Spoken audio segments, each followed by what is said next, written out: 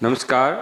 आज हम BSc third year mathematics के फर्स्ट पेपर का एक इम्पोर्टेंट टॉपिक डिस्कस करेंगे जिसका नाम है रिंग मॉर्फिज्म यानी कि वलय समाकारिता। तो आज का टॉपिक क्या है? वलय समाकारिता।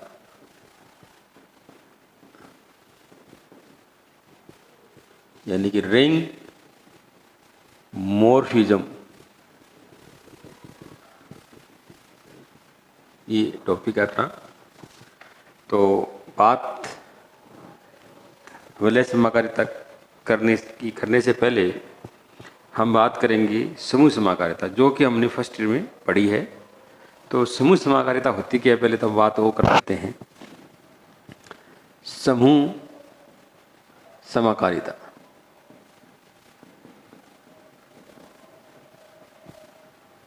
ये यदि G, मैं संक्रिया स्टार ले रहा हूं, एम G दूसरी संक्रिया ले लेते हैं हैश, कुछ भी संक्रिया हो सकती है, G डैश ले लेते हैं सेट। तो यदि G एम G डैश कोई दो समूह हैं, तब फलन F G to G dash समूह समाकारिता कहलाती है। समूह समाकारिता कहलाती है, यानी कि ग्रुप होमोमॉर्फिज्म, ग्रुप मॉर्फिज्म या ग्रुप होमोमॉर्फिज्म कहलाती है यदि समूह समाकारिता, मतलब इंग्लिश में क्या बोलेंगे इसको, ग्रुप मॉर्फिज्म या ग्रुप होमोमॉर्फिज्म। यदि अब क्या आपको समझना है कि जैसे मान लो ये सेट G है और ये सेट G डैश है और इसके बीच में फंक्शन डिफाइंड है F, ठीक है। अब अगर इसमें कोई अवयव X है, क्योंकि ये फलन है, तो इसका मतलब G के प्रत्येक अवयव का प्रतिबिंब G डैश में होगा। तो इस X का प्रतिबिंब यानी कि Fx किस में होगा? G डैश में होगा। इसी प्रकार को दूसरा अवयव लें Y, तो इसका अब प्रतिबिंब क्या हुआ? Fy।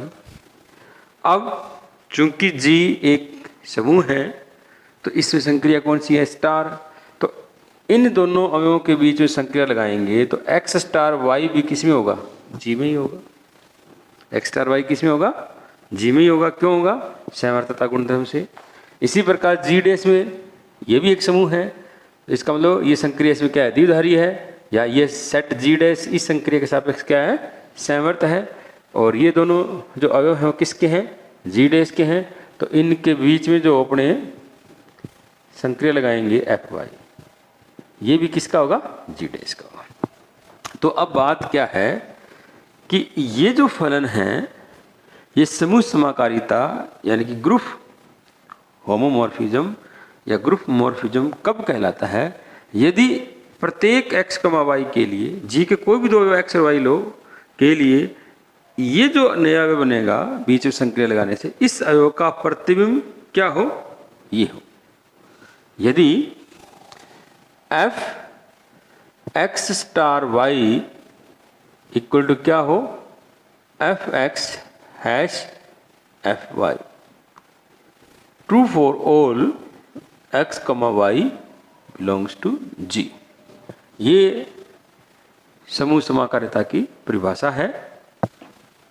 इसमें ध्यान ये रखना है कि संक्रिया हम प्लस प्लस ले सकते हैं, प्लस गुणा ले सकते हैं, गुणा गुणा ले सकते हैं। तो जैसी संक्रिया होगी उसी हिसाब से हम ये कंडीशन बन जाएगी। जैसे मान लो फॉर एग्जाम्पल मान लो ये फलन है F और ग्रुप है ये मान लो प्लस 2G डैश, मान लो ये ग्रुप है, ये है, मान लो ये दो समूह हैं G और G डैश, लेकिन दोनों में संक्रिया क्या है? प्लस। तो F को समूह समाकारिता कब होगी? समाकारिता तो ये जो F है समूह समाकारिता होगी यदि, अब आप कंडीशन देखते जाना, F यहाँ पे बीच में प्लस लगाएंगे, G के बीच में संक्रिया कौन सी लगेगी plus, F X plus Y equal to क्या हो, F X plus F Y, क्योंकि दोनों में संक्रिया प्लस है इसलिए दोनों में संक्रिया यहाँ पे भी प्लस है यहाँ पे भी प्लस है, इस बात को हमें समझना है। और ये जो फलन है समूह समाकारिता कब हो कहलाएगी, कब होगी, जब, यानी इस एफ को समूह समाकारिता कब कहेंगे, जब ये शर्त संतुष्ट हो, true for all X comma Y belongs to G, जो पहला सेट है ये, ठीक है। अब मान लो मैं संक्रिया इसमें यहाँ पे मैं इनटू कर देता हूँ तो यहाँ संक्रिया कौन सी आ जाएगी, गुणा आ जाएगी। मान लो मैं इसको ही गुणा कर देता हूँ, दोनों संक्रिया गुणा हैं तो यहाँ पे क्या आ जाएगा, गुणा आ जाएगा। तो एफ एक्स गुणा Y equal to F X गुणा एफ वाई, संक्रिया पे डिपेंड करेगी। ये समूह समाकारिता की परिभाषा है। यहाँ कुछ बातें करनी है। नोट नंबर 1, पहले तो समाकारिता की अष्टी, समाकारिता की अष्टी kernel of homomorphism, kernel of homomorphism, समाकारिता की अष्टी डिफाइन कर रहे हैं, कर्नल ऑफ होमोमॉर्फिज्म या मॉर्फिज्म। इसमें यदि एफ जी, अब आप इसमें जी ये दो एग्जांपल ले रहे हैं, जी स्टार और जी हैश, जी डैश हैश, तो चाहो तो यहाँ दोबारा लिख लो, नहीं तो मैं एक ऐसे लिख देता हूँ, यदि जी और जी डैश कोई समाकारिता है, समाकारिता, जब मैं ये कह रहा हूँ कोई समाकारिता है तो इसका मतलब F एक तो इस शर्त को संतुष्ट करता है और ये दोनों समूह हैं, ये दोनों क्या हैं, समूह हैं, ये ध्यान रखना है। तथा समूह जी डैश का तत्समक अवयव ई डैश है, तब ये जो समुच्चय है जो इस प्रकार परिभाषित है कि जी के वो अवयव, यानी इस जी प्रांत, इस सेट जी के वो अवयव जिनका एफ प्रतिबिंब किसके इक्वल हो, ई डैश के इक्वल हो, ई डैश के इक्वल, इस समुच्चय को, जो कि क्लियर है सबसेट ऑफ क्या है, जी है, इस समुच्चय को तब समुच्चय समाकारिता में, समाकारिता एफ की अष्टी कहलाती है और इसे प्राय कर्नल के ER.F से व्यक्त करते हैं, ज्यादातर ये लिखते हैं, बाकी तो कैसे मर्जी मान लो आप, करते हैं। अर्थात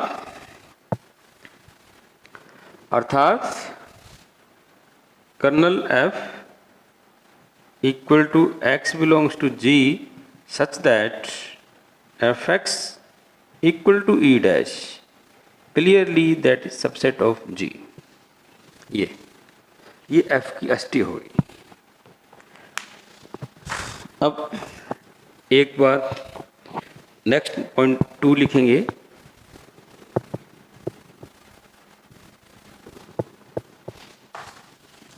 पॉइंट 2 लिखेंगे अब।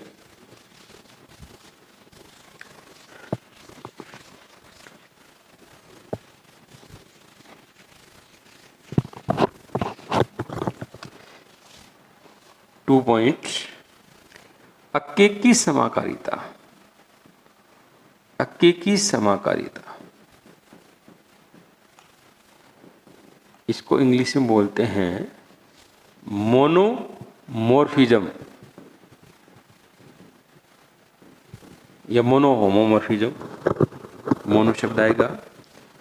तो मैं ये कह रहा हूं समाकारिता, समाकारिता F G to G dash. तो जब मैं ये कह रहा हूं कि F समाकारिता है तो एक तो दिमाग में आप ये चीज़ क्लियर करनी है कि ये एक शर्त संतुष्ट हो रही है, और दूसरा G और G डैश क्या चीज़ है, समूह है। तो समाकारिता F अकेकी समाकारिता कहलाती है यदि F क्या हो, अकेकी यानी कि 1-1 हो। इसका क्या मतलब है, अकेकी क्या मतलब, अर्थात प्रत्येक x, y belongs to G प्रांत के लिए यदि इनके प्रतिबिंब समान हैं, प्रतिबिंब समान है, तो ये तभी संभव हो जब x equal to Y, otherwise नहीं हो। तो हम क्या करेंगे, किसी समाकारिता को अगर हमें अकेकी प्रूव करना है तो हम क्या करेंगे, मान लेंगे माना आप यूं कह सकते हो, प्रत्येक नहीं शब्द यूज करो, आप किसी लिखो, किन्हीं लिखो, आप किन्हीं x, y belongs to G के लिए यदि ये चीज सत्य है तो ये तभी संभव हो जब x equal to Y, otherwise ना हो। इसका भी नहीं ये है, ये अकेकी जब प्रूव करना है तो ये मानेंगे और ये प्रूव करेंगे। फिर बात करेंगे हम आच्छादक समाकारिता, आच्छादक समाकारिता। अब आच्छादक समाकारिता का इंग्लिश में क्या है, एपिमॉर्फिज्म, एपिमॉर्फिज्म, एपिमॉर्फिज्म या एपिहोमोमॉर्फिज्म। तो इसमें क्या लिखेंगे, समाकारिता F G to G dash आच्छादक समाकारिता कहलाती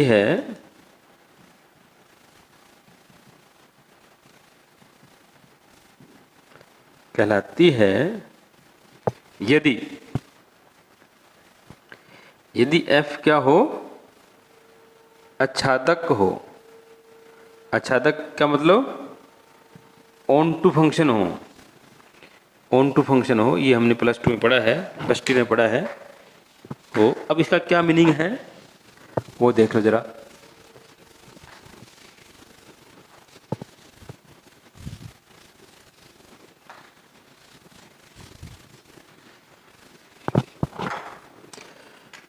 अर्थात आच्छादक को, अर्थात अब आप इसका मतलब समझो, अर्थात प्रत्येक यानी कि सहप्रांत G डैश के प्रत्येक अवयव का F पूर्व प्रतिबिंब G में विद्यमान हो। अर्थात सहप्रांत G डैश की, सहप्रांत G डैश के प्रत्येक अवयव का F पूर्व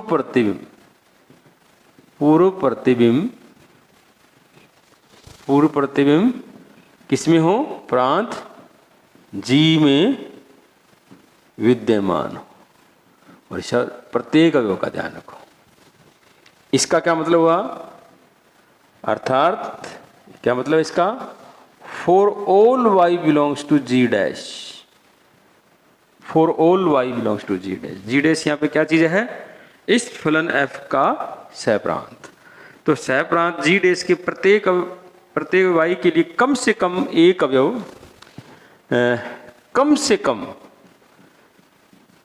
कम एक अवयव x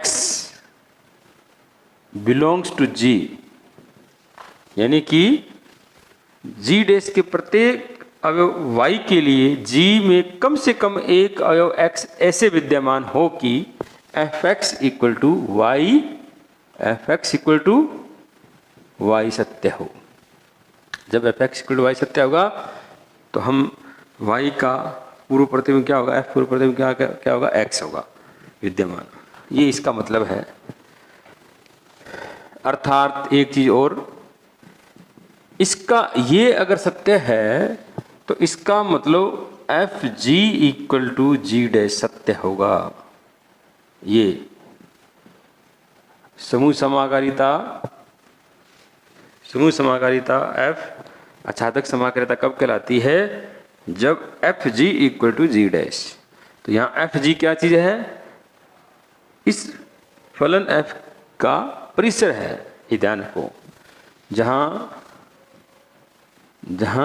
आपको पता होना चाहिए ये किसका सिंबल है, फलन एफ का परिसर या परिसर रेंज, फलन एफ का परिसर ये भी है। फिर तीसरा आ गया, चौथा पॉइंट आ गया तुल्यकारिता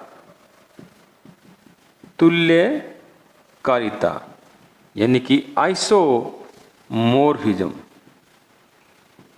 ये आइसोमोर्फिज्म, तो आइसोमोर्फिज्म कैसे कहेंगे, समाकारिता एफ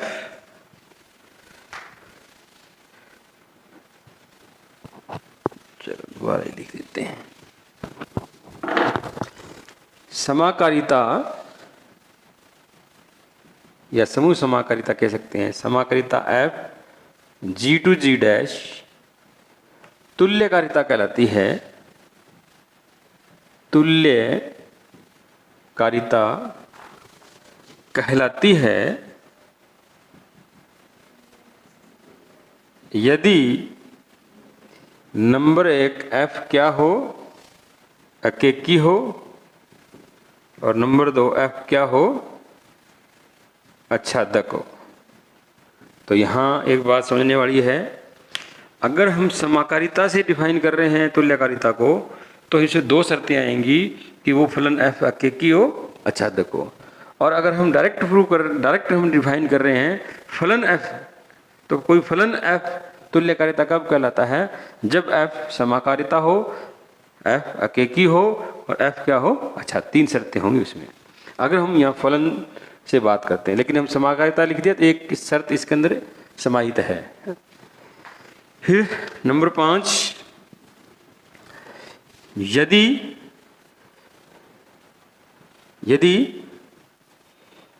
जी बराबर जी डैश लें, तो यदि यानी दोनों समूह एक ही हों, तो नंबर एक एकेकी, इसमें लिखेंगे एकेकी समाकारिता एफ जी टू जी। एकेकी समाकारिता को पहले तो समाकारिता लिखो आप, इसको फिर लिखिए नंबर एक, नहीं तो समाकारिता एफ जी टू जी को अंतःकारिता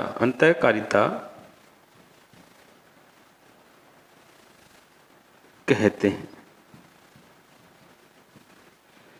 यदि अब ये तो हमने डिफाइन कर दी शायद तीनों बातें। अब मान लो दोनों समूह एक ही हों, तो यदि जी बराबर जी डैश लें, तो समाकारिता एफ को क्या बोलते हैं, अंतःकारिता या अंतःकारिता, इसको इंग्लिश में बोलते हैं एंडोमॉर्फिज्म।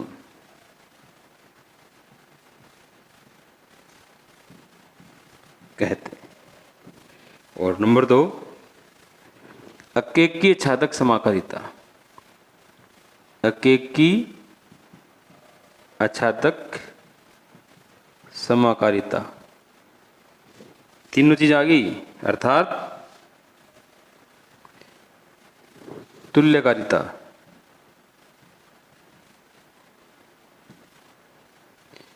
एफ जी टू जी को स्वकारिता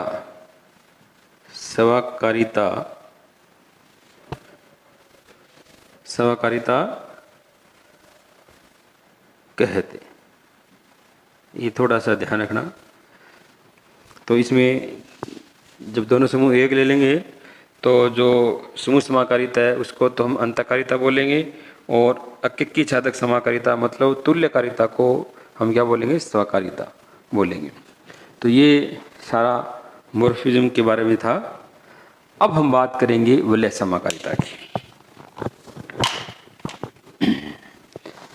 ठीक सिमिलर ऐसे ही प्रभाव इसको डिफाइन करेंगे। सारी बातें पहले यही करेंगे, इसमें कोई फर्क नहीं पड़ेगा।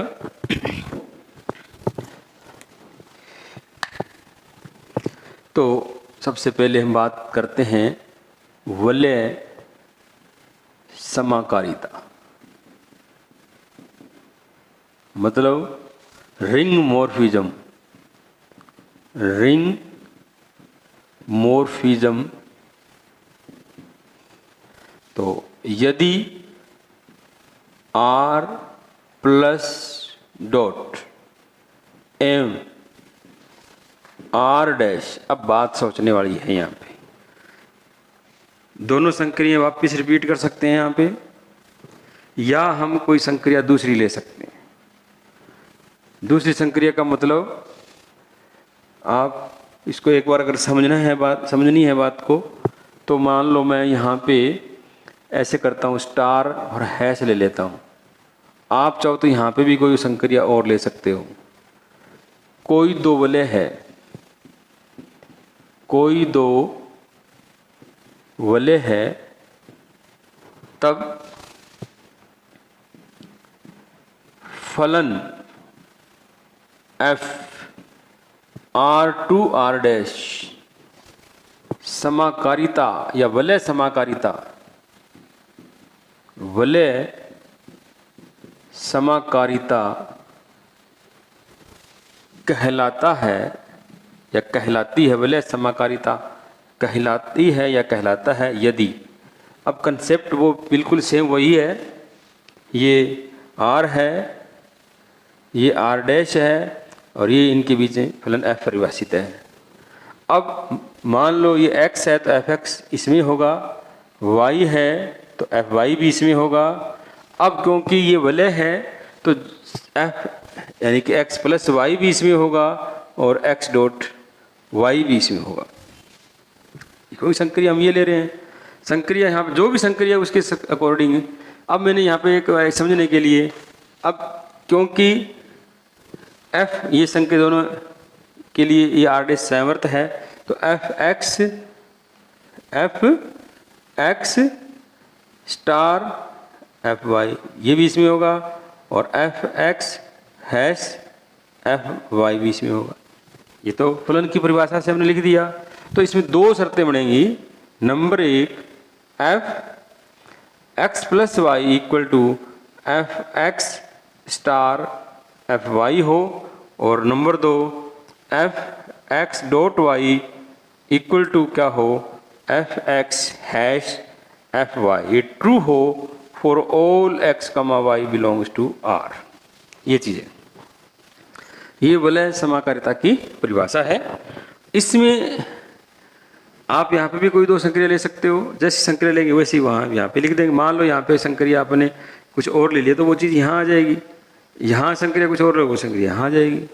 सुविधा की दृष्टि से बुक के अंदर भी दोनों संक्रिया, दोनों वलयों की संक्रियाओं का सिंबल सेम लिया गया है, यानी कि इसको भी प्लस और डॉट आप ले सकते हो, तो यहाँ पे भी प्लस आएगा और यहाँ क्या आएगा, डॉट आएगा।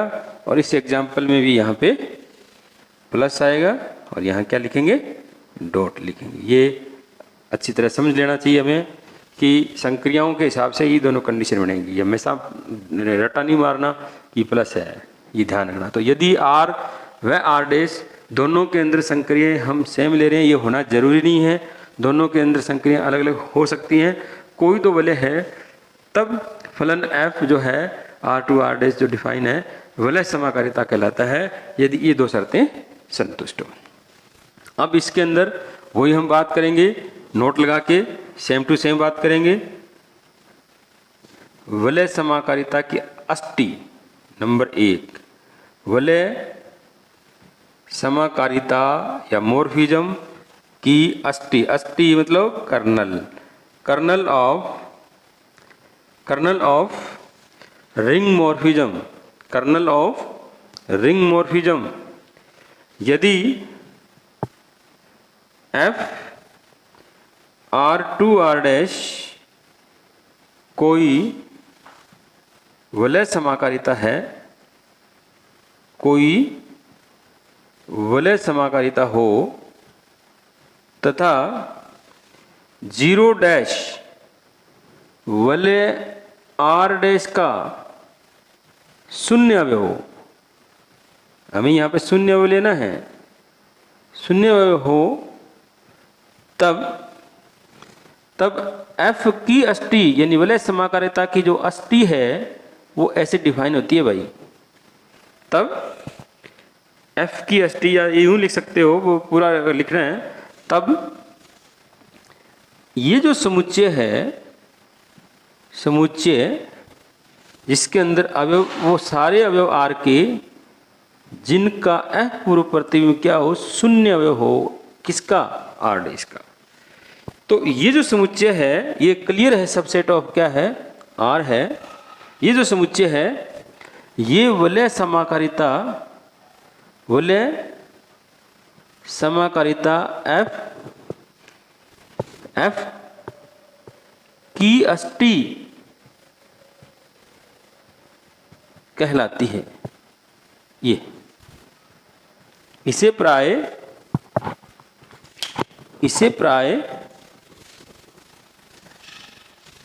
KERF से व्यक्त करते हैं।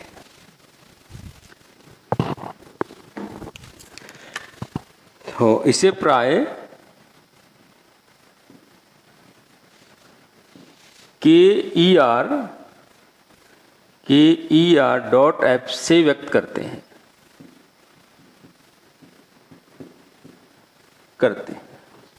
अर्थात kernel F equal to X belongs to R such that Fx equal to 0' subset of R। ये कर्नल की परिभाषा हो गई। इसमें कुछ बातें और ध्यान देनी है कि ये जो कर्नल F है वो वलय R का उपवलय होता है, ये हम सिद्ध कर सकते हैं। ठीक है, तो इसी में एक बार बाद में बात करेंगे इसके बारे में। तो कर्नल F हमने डिफाइन कर दिया, और अब हम बात करेंगे नेक्स्ट टाइप ऑफ मॉर्फिज्म, यानी कि वलय समाकारिता के प्रकार। नेक्स्ट जो टॉपिक अपना है वलय समाकारिता के प्रकार, टाइप ऑफ रिंग मॉर्फिज्म। तो इसमें सबसे पहले हम बात करेंगे अकेकी समाकारिता, अकेकी वलय समाकारिता, या यूं कह दें मोनोमॉर्फिज्म, मोनोमॉर्फिज्म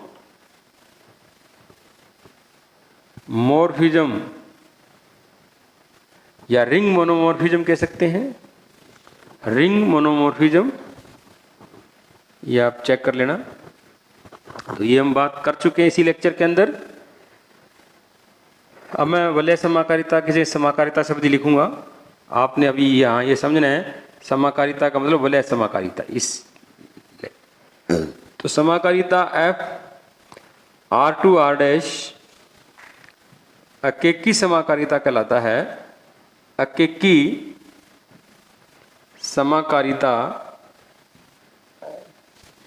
यानी कि मोनोमॉर्फिज्म कहलाती है यदि, अब हम ये बात कर चुके हैं, यदि F क्या हो, अकेकी हो। अब अकेकी का मतलब क्या है, अर्थात आपको ये इसलिए लिखा रहा हूं दोबारा मैं क्योंकि एग्जाम में इसकी डेफिनेशन आ सकती है। तो इसको लिखना कैसे है, एक बार मैं फिर रिपीट कर रहा हूं तो किन्हीं x, y belongs to r के लिए, अब मैं ये वलय के हिसाब से लिख रहा हूं, के लिए यदि f(x) इक्वल टू fy है तो ये तभी सत्य हो जब x equal to y, otherwise न हो। ये केकी की परिभाषा है। फिर हम बात करेंगे नंबर 2। अब हम नंबर 2 बात कर रहे हैं आच्छादक। तो आच्छादक समाकारिता कह दो, आच्छादक वलय समाकारिता कह दो। आच्छादक, ये दूसरा पॉइंट लिख रहा हूं मैं अब। आच्छादक, तो आच्छादक को बोलते हैं एपीमॉर्फिज्म। एपीमॉर्फिज्म, तो कोई समाकारिता f R2R आच्छादक समाकारिता कब कहलाती है? आच्छादक समाकारिता कहलाती है यदि f क्या चीज हो? आच्छादक हो। आच्छादक का मतलब ऑन टू हो, ऑन टू हो। अर्थात इसका क्या मतलब है, अब आप देख लो इसका क्या मतलब है। अभी अर्थात अब इस फलन f का ये प्रांत और ये सह प्रांत है, अर्थात सह प्रांत r डैश के प्रत्येक अवयव का कम से कम एक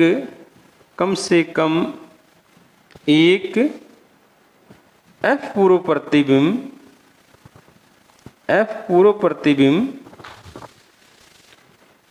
प्रांत R में विद्यमान हो। क्या मतलब हो इसका? अर्थात for all y belongs to R dash there exist at least one, यानी कि कम से कम एक अवयव x belongs to R such that fx equal to y। ये हो गया। इसका मतलब क्या है? जब R डैश के सभी अवयवों के पूर्व प्रतिबिंब विद्यमान है, इसका मतलब फलन f का जो परिसर है वो सहप्रांत के बराबर होगा। ये F R equal to R dash, ये आच्छादक समाकारिता की परिभाषा होगी। इसी में एक बात और कह दें, नंबर 3 लिखो आप। नंबर 3 यहां लिख देते हैं, चलो। तुल्यकारिता, आइसोमॉर्फिज्म, आइसोमॉर्फिज्म। तो समाकारिता F R to R dash तुल्यकारिता कहलाती है। तुल्यकारिता कहलाती है यदि नंबर 1 f क्या हो? अकेकी हो। नंबर 2 f क्या हो? आच्छादक हो। ये तो ही बात।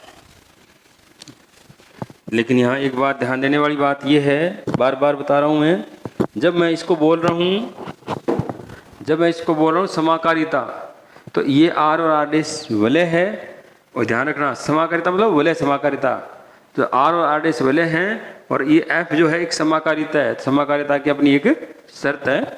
अगर आपको शुरू से इसको परिभाषित करना है अथवा, तो इसको कैसे लिखेंगे? यदि R plus dot M R dash plus dot कोई दो वलय है, तब फलन F R to R dash तुल्यकारिता कहलाता है। तुल्यकारिता कहलाता है यदि, अब आप शुरू से कर रहे हो डिफाइन, तो नंबर 1 f क्या हो? अकेकी हो। अब अकेकी का मतलब मैं पहले लिख चुका हूं, वो लिखना है।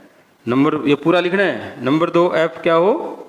आच्छादक हो, आच्छादक का मतलब लिख चुका हूं मैं। और तीसरा एफ क्या हो, समाकारिता हो। एफ क्या चीज हो, समाकारिता। अब समाकारिता हो का मतलब क्या हो गया, अर्थात एफ, इसमें दो शर्तें आएंगी। इसमें नंबर एक, F X plus Y equal to F X plus Y F Y true हो। और सेकंड इसमें शर्त क्या है, F X dot Y equal to F X dot F Y true हो for all X comma Y belongs to R. अब ये परिभाषा और ये परिभाषा इक्विवेलेंट है। बस आपको ये ध्यान रखना है कि इसको हमने कैसे डिफाइन करना है। शुरू से करना तो हम पूरा लिखेंगे इसे, और ये आप इसको ऐसा भी डिफाइन कर सकते हैं, लेकिन ये ज़्यादा बेटर है अगर पूरा ढंग से इसको डिफाइन करना है। एग्जाम्पल, अगर एग्जाम में इसकी डेफिनेशन आती है तुल्यकारिता की, तो आपने ये लिखना है, इसमें सारी बातें हैं। ठीक है, अब 2 पॉइंट और इसमें बात करेंगे, फिर ये टॉपिक पे आधारित आगे कुछ प्रमेय हैं उनको हम करेंगे। नेक्स्ट पॉइंट है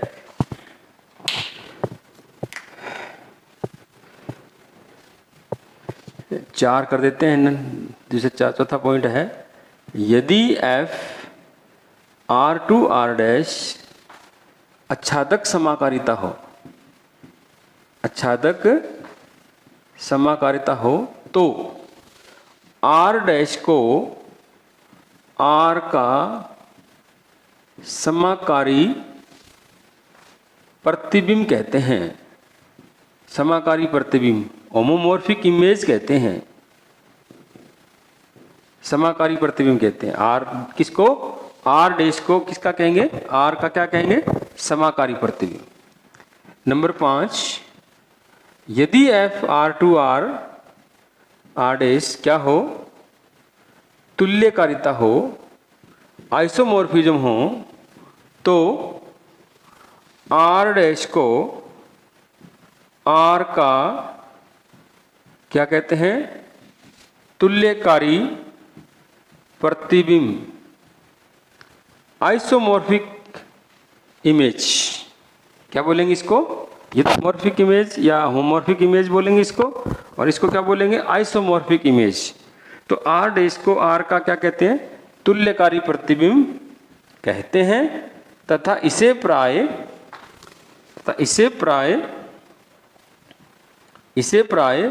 आर फिर आइसोमॉर्फिक टू आर डैश, यानी इससे व्यक्त करते हैं, इसको से व्यक्त करते हैं।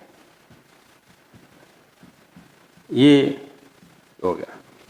फिर नंबर 6, अगर दोनों वलय एक ही हों, यदि आर बराबर आर डैश हो, यदि आर और आर डैश सेम हो, तो इसमें नंबर 1, वलय समाकारिता यानी एफ आर टू आर को, तो वलय समाकारिता अगर इस एफ को अंतःकारिता बोलते हैं, अंतःकारिता, एंडोमॉर्फिज्म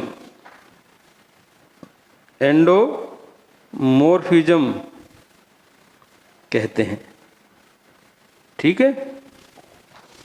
और नंबर 2, वलय समाकारिता, वलय तुल्यकारिता लिखते हैं, वलय तुल्यकारिता। तुल्यकारिता के अंदर ये बात क्या आ गई कि वलय समाकारिता जो अकेक्य छादक हो, तो वलय तुल्यकारिता एफ आर टू आर को, अब दोनों वलय अगर एक है तुल्यकारिता में, तो इसी तुल्यकारिता को बोलते हैं स्वकारिता, स्वकारिता। ऑटोमॉर्फिज्म, ऑटोमॉर्फिज्म कहते हैं। ये है। तो इस प्रकार इस लेक्चर में हमने वलय समाकारिता को परिभाषित किया, और अब हम नेक्स्ट लेक्चर के अंदर इससे आधारित कोई एग्जाम्पल और थ्योरम्स या कोई अन्य टॉपिक को डिस्कस करेंगे। Thank you.